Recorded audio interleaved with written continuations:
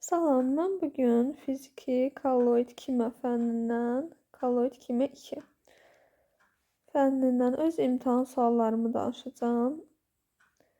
Öyrəndiyim qədərilə, başa düşdüyüm qədərilə bəlkə sizə də bir kömək olar. Ola bilər ki, suallar fərqli olsun, amma fənn eynidir deyə mövzular oxşar olacaq. Birinci sual məndə kimyəvi kinetikanın əsas anlayışları sürətə təsir edən amillərdir. Ümumiyyətlə, kimyəvi kinetika dedikdə mən bunu belə yadımda saxlamışam ki, təcilin tərifini verir. Təcil nə idi? Sürətin zamanla dəyişməsi. Burada da deyir ki, kimyəvi kinetika reaksiyanın sürətinin vaxtdan asılı olaraq dəyişməsini öyrənən elmdir. Bəzi reaksiyalar var ki, çox sürətlə gedir, hətta partlayışla gedir. Bəzi reaksiyalar var ki, çox yavaş gedir. Reaksiyanın sürətinə nələr təsir edir? Maddənin təbiəti, sonra temperaturu, ondan sonra qatılığı, sonra təzyiq, ondan sonra katalizator, bu kimi amillər təsir edir. İndi sürətin qatılıqdan asılı olduğu düsturu yazsam, V bərabərdir dS, yəni delta S bölünsün delta T. Bunun da S-nin yerinə yaza bilirəm açıq X. A maddənin ilkin qatılığıdır, X isə sonrakı qatılığıdır. T-nin yerinə də ki, belə T də yazılır, tau da yazılır. Yəni hər ikisi düzdür. Zamanı bildirir, əsas onu bilməliyik.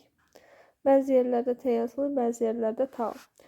İndi D açıq X bölünsün DT və burada açıq X-in qiyməti reaksiya gedirsə və açıq X-də reagentlərin qatılığını bildirirsə, nə olacaq? Reaksiya getdikcə qatılıq azalır. Ona görə də deməli X A-dan kiçik olacaq. Böyükdən kiçik çıxanda cavab nə edir? Müsbət. İndi reaksiya getməyə davam edir və bu D açıq X-dir. Ümumiyyətlə delta nəyə bildirir? Fizikada delta maddənin ikinci ya da nə deyək? İkinci qiymətdən həmin nədirsə, həmin işarənin ikinci qiymətindən birinci qiymətin çıxılmasıdır. İndi burada ikinci qiymət birinci qiymətdən kiçik olacaq. Yəni kiçikdən böyüyü çıxanda cavab eləyəcək mənfi. Sürət də mənfi ola bilmədiyi üçün bunun qarşısına mənfi atılır. Və bunu da sadələşdirdikdə dx edir. Yuxarı hissəni sadələşdirdikdə açıb yazsaq əgər dx eləyəcək. Bu da eləyir dx bölünsün d tau. İndi isə keçək bildiyimiz tarazlıqdakı tarazlıq sabiti də olan, burada indi sürət sabiti adlanacaq o, düstura, o necə idi? V bərabərdir, K vur, S üstü N. N nə idi burada? Əmsal idi. Burada da stexiyometrik əmsallardır. Yəni həmişə əmsalla eyni olmur, amma çox vaxt elə əmsalla uyğun gəlir. Məsələn, desəm ki, H2 üstə gəl yod 2, buradan H yod 2 dəfə. Buradakı əmsallar 1-1, elə stexiyometrik əmsallar da 1-1-dir. Çox vaxt bir-biri ilə tam üst-üstə düşür. İndi məsələn, buradakı N nədir? Buradakı N birində 1-dir, o birisində də 1-dir. Ümumi isə 2-dir. Yəni 1 üstə gəl 1 eləyir 2. Bu həm stexiyometrik əmsal adlanır, həm də ki bunlar da tərtibə bərabərdir. Yəni burada hidrogen tərtibi 1, yodun tərtibi 1-dir. Reaksiyanın ümumi tərtibi isə 2-dir. Yəni bu hissənin ümumi tərtibi 2-dir. Ona görə Cn burada bizdə 2 olacaq.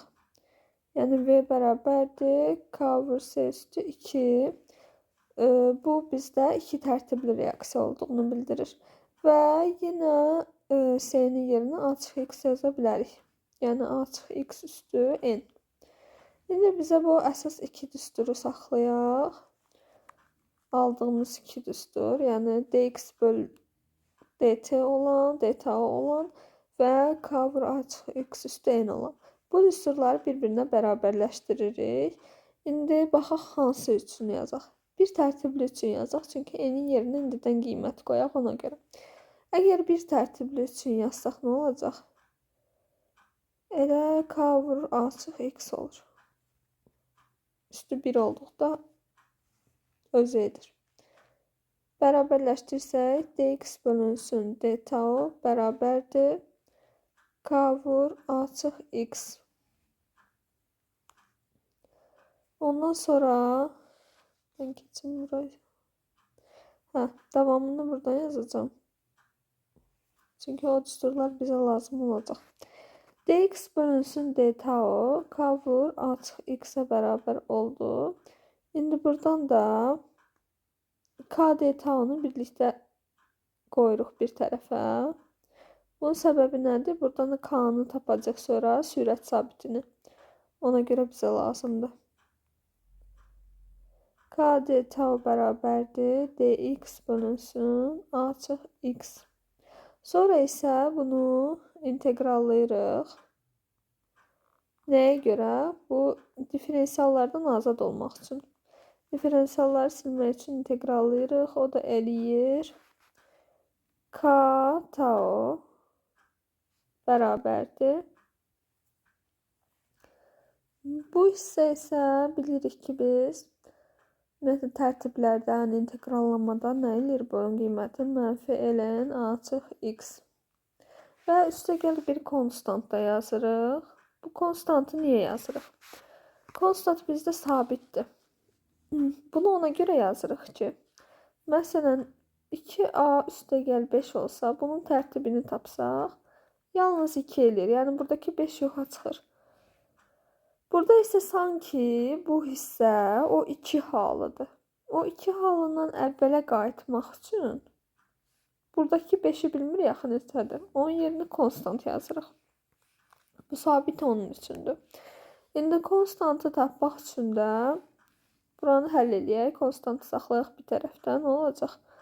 Ümumiyyətlə sabit tapılanda reaksiyanın ilkin vəziyyətinə baxılır. Reaksiyanın ilkin vəziyyətində zaman keçmiş olur? Yox. Ona görə tau 0 olur. Və reaksiyanın ilkin qatılığı var, düzdür. Amma zaman keçmədiyi üçün sonraki qatılıq yoxdur. Yəni sonraki qatılığımız da 0-a bərabər olacaq. Bunları da yerinə qoysaq, k tau 0 bərabərdir. Mənfi ln a çıx 0. Yəni alay elə. Yəni mötərizliyə ehtiyac yoxdur. Bərabərdir. Bərabər yox. Üstə gəl konstant. Sonra isə konstantı tək saxladıqda konstant bərabər olur ln a-ya. Yəni tapdıq ki, konstant bizdə ln a-ymış.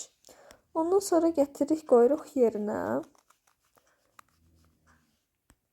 Bu düsturda elə yerinə qoyuruq. K tau bərabərdir mənfi ln a çıx x. Üstə gəl ln a.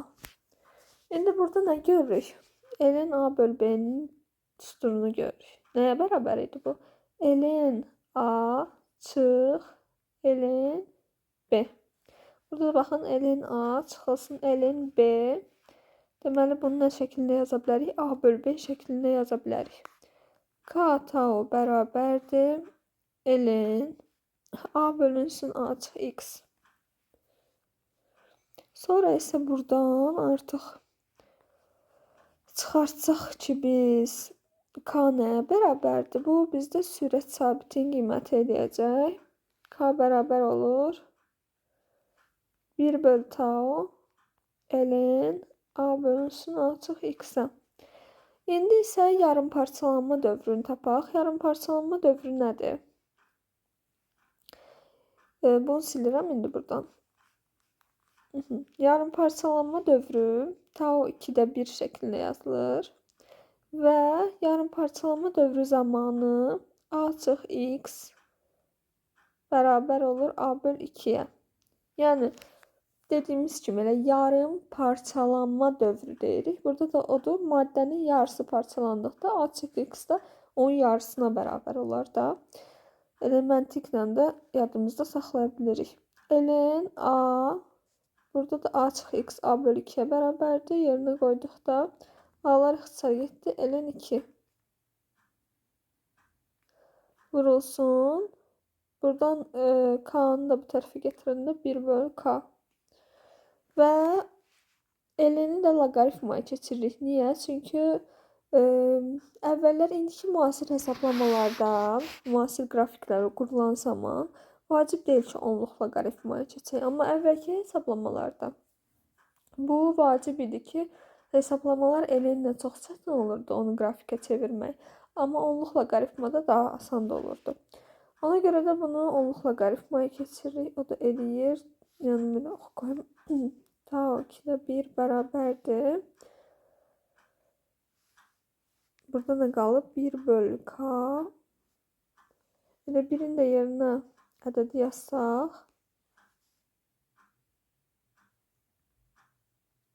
Onluq loqaritmaya keçirəndə 2-ni vururuq. Burada loqaritmaya keçirikdə ümumiyyətlə eləyən 2/3 loqaritmaya bərabərdir. 2/3 loqaritma, burada da 2. İndi 2/3 loqaritma 2-nin qiyməti eləyir. Loqaritma 2-ni çevirəndə 231. 0,231. Onu da vuranda eləyir. Deyəsən rəqəmləri səhv dedim, amma axırı vuranda eləyir. Tau 2-də 1 bərabərdir. 0,693 vur 1 bölünsün k. Yəni 0,693 buranın qiyməti eləyir və k da aşağıda qalır. Deməli, bir tərtibli reaksiyalar üçün baxdıq ki, yarım parçalanma dövrü necə olur. Sıfır tərtibli reaksiyalar da var, amma sıfır tərtibli reaksiyalar imtahana düşmədiyi üçün o haqda danışmadım. Sadəcə onu deyə bilərəm ki, sıfır tərtibli reaksiyalarda bərk katalizator olur. Yəni, göstərsəm əgər, indi necə V-nin düsturunu yazmışdıq. Buradakı düstur elə. Buradakında V bərabərdir, k vur, a çıx x üstü 0. Nə edəcək? 1. Yəni V elə k-ya bərabər olur. Deməli ki, qatılıqdan asılı deyil. Bunda necə izah olunur? Yəni, belə bir bərk maddə götürsən, onun üzərindəki fəal mərkəzlər olsun bunlar. Fəal mərkəzlərin sayı bərk maddədə bərk katalizatorda dəyişmir. Ona görə də ona gəlib, reaksiya getdi deyək burada. Getdikdən sonra geri qayıdır. Yəni, bunu nə qədər biz çox maddə əlavə edəsək də bura, qatılığı nə qədər artırsaq da bura, burada məhdud sayda fəal mərkəz var. Bunlara dəyib qayıda bilir məhdud sayda. Ona görə də qatılıqdan sıfır tərtibli reaksiyalarda asılı olmur. Sonra keçək 2 tərtibli reaksiyalara. Yenə bu başa qayıtsaq. 2 tərtibli reaksiya üçün n-in yerinə 2 yazacağıq. V bərabərdir. K vur a çıx x üstü 2. Və yaxud da maddələr fərqli ola bilər ki, fərqli olan zaman olur V bərabərdir. K vur a çıx x vur b çıx x. A maddəsi və B maddəsi olaraq. Belə də ola bilər. İndi biz eyni olduğu hal üçün baxsaq, bu düsturu təzən dx bölü d tau-ya bərabər eləyirik. Dx bölünsün d tau bərabərdir. K vur a çıx x üstü 2. Sonra burada nə olur yenə? K d tau bərabərdir. Dx bölünsün a çıx x üstü 2. Sonra bunu integrallayırıq. Bayaqki kimi integralladıqda burada qalacaq k tau. Burada isə 1 bölünsün a çıx x qalır. 1 bölünsün a çıx x üstə gəl, yenə konstant yazırıq. Bu konstantda görək neçəymiş. Konstant bərabərdir. Deməli, bunun yerinə x-in yerinə 0 yazırıq. Yenə tau-nun yerinə 0 yazırıq. 0 bərabərdir 1 bölü a. Sonra 1 bölü a burada müsbətdir. Digər tərəfə keçirdəndə mənfi 1 bölü a-ya. Deməli, konstant bizdə mənfi 1 bölü a-ymış. Yerinə qoyanda nə olur? K tau bərabərdir 1 bölü a çıx x üstə gəl 1 bölü a. Bunu indi üstə gəl yox, ortada çıxma, çünki mənfidir. Bunu indi hesablayanda a vurulsun a çıx x məxrəcləri birləşdirib k-nın qiymətini alırıqsa, bu çıxmanı həll edib yazırıq. Amma taonun qiymətini almaq üçün bizə belə saxlamaq daha sərf eləyir. Tao dedikdə, yəni tao 2-də 1-i deyirəm, yarım parçalanma dövrü. Burada nə edirdik? A çıxı x-i a bölü 2-yə bərabər edirdik. Yəni bunu da a bölü 2 olsa 1 bölü k-nı əvvəlcə yazım. A bölü 2 çıx 1 böl a. Burada nə eləyəcək? Elə 1 böl a eləyir. 2-dən 1 çıxanda 1. 1 böl a-nı da 1 böl k vur a qalacaq burada. 1 böl k vur a da oldu. 2 tərtibli reaksiya üçün yarım parçalanma dövrü. İndi isə keçək sonuncuya, yəni n tərtibli reaksiyalar üçün. N tərtibli reaksiya üçün elə burada n olduğu kimi qalacaq. Bunu bərabərləşdirsək, bunu buradan silim. Bərabərləşdirək dx bölünsün d tau-ya. Yenə kd taunu bir tərəfə keçiririk. Kd tau bərabərdir dx bölünsün a çıx x üstü n. Bunu integrallayırıq. O da eləyir k tau bərabərdir 1 bölünsün n çıx 1 vur. Sürətdə qalır. A üstü n çıx 1 çıx. A çıx x üstü n çıx 1. Bölünsün a üstü n çıx 1 vurulsun a çıx x üstü n çıx 1. Yuxarıda həmin şeyin çıxması da altda vurmasıdır. Sonra isə burada k-nın qiymətini tapanda 1 böl tau olaraq keçirib bunların hamısını köçürürük. Qalan hamısını. Yarım parçalanma dövründə isə tau 2-də 1 bərabərdir. A çıx x-in yerinə a bölü 2 yazırıq. Eləyir 1 bölünsün n çıx 1 olduğu kimi qalır. A üstü n çıx 1 olduğu kimi qalır. Çıx. İndi bunun yerinə a bölü 2 üstü n çıx 1 bölünsün a üstü n çıx 1 çıx a bölü 2 üstü n çıx 1. Aşağını silim.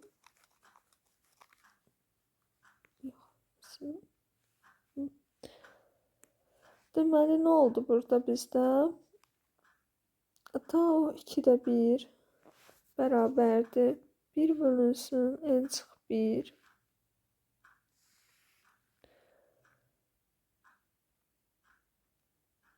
Burada vurmada çıxma yazmışam.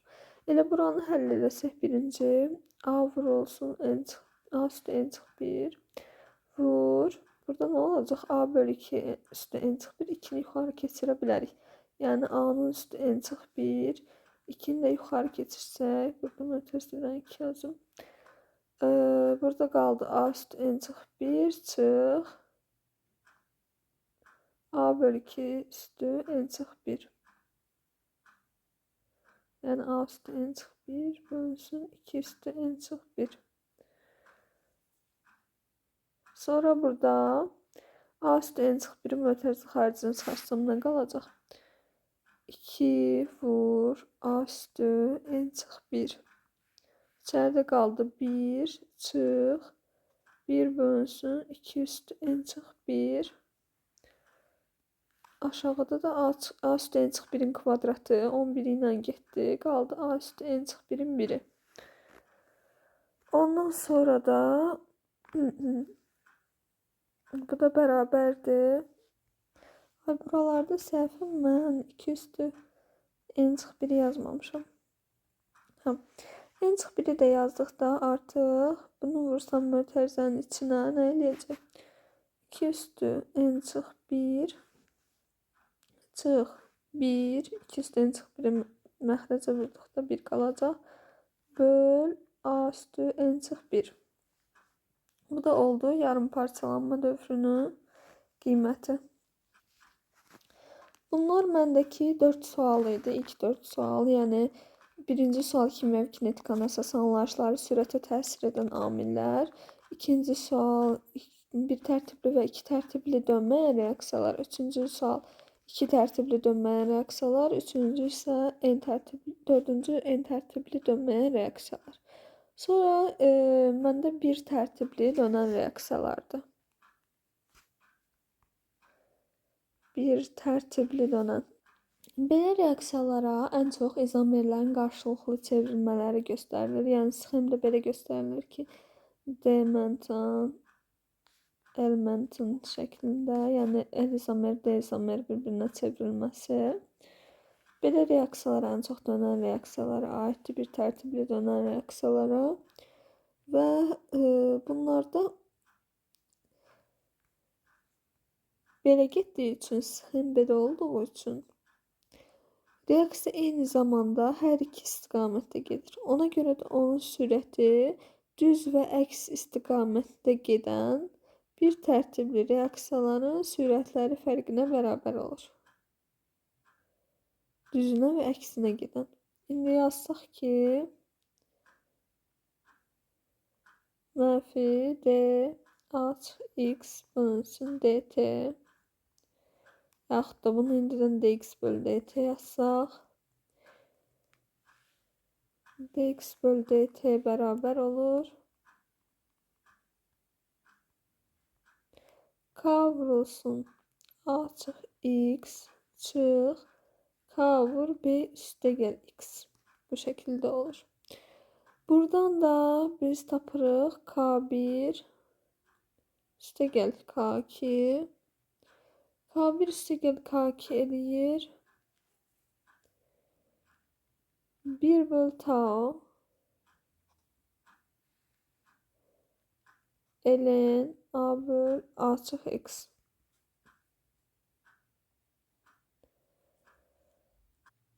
Sonraki sual iki tərtibli dönən reaksiyalardır. İndi bir tərtiblidə bildik ki, əmsal 1-dir də, ümumi əmsal 1-dir. İki tərtiblidən olmalıdır, ümumi əmsal 2 olmalıdır. Yəni burada belə yazsaq ki, əgər A üstə gəl B, C üstə gəl D. İki tərtibli bir reaksiyanın sxemini yazdım. Qarşısında da yazırıq mənfi D açıq x yenə bölünsün dt. Bir dəfə belə yazırıq, bütün tənlik var ya, onu bir dəfə buna yazırıq, sonra isə ondan dx bölü dt-ni çıxardıb onunla yazırıq. Məndə təkrar olmasın deyə. Bir dəfə də elə yazmadım. dx bölü dt-ni də bərabər edirik. K vur. Özə K1 vur. Çünki burada K1 var və K2 var. Bayaq da var idi. Sadəcə bayaq K1 üstə gəl K2-yə bərabər olur. Burada isə K1 çıx K2 olur. İki tərtiblidə K1 çıx K2-də çıxmayla. Bir tərtiblidə isə üstə gəlməklədir. İndi dx bölü dt bərabərdir. K1 vur C A vur C B. Oldu birinci tərəfin. Buranın. İndi isə keçək ikinciyə. Çıx K2 C vur C D. Sonra isə yazırıq ki, K1 çıx K2 bəs nəyə bərabərdir? Bu biraz qarışıq düsturdur. 1 bölü tau. Ümumiyyətlə 1 bölü taunu həmişə yazırıq. 1 bölünsün M2 çıx M1 vur. Burada M2 vur M1 çıx X bölünsün M1 vur M2 çıx X. Bu da iki tərtibli dönən reaksiyalar üçündür və iki tərtibli dönən reaksiyalara mürəkkəb efirin sabunlaşması və yaxud da onun əksinə olan proses eterifikasiya reaksiyasını göstərmək olar. Bunu da reaksiyasını yazsam CH3 COO C2H5 üstəgəl H2O CH3COH üstəgəl C2H5 OH. Dəfə bu C2H5 OH-la digər qalan H-la isə CH3COO birləşir. İki tərtibli dönən reaksiyalardan da bu qədər. Əslində o düsturların açılışı var uzun-uzun dönənlərdə. Sadəcə məsələn Ağdam Miskin kitabında mənim yazdığım kimi qısa yazılıb. İndi bizə verilən dərslikdə bu idi. Ağdam Miski verilib. Ona görə də bir də Şəfa müəllimin kitabı var. Yəni ki, əlavə bir kitab deyilməyib deyə. Daha o bizdə yoxdur deyə ədəbiyyat onu öyrənmədim. Amma ki, açılışı da var əslində. Axtarıb tapmaq olar. Əzbəri bilməyən biri üçün axtarıb tapıb öyrənmək daha yaxşı olar.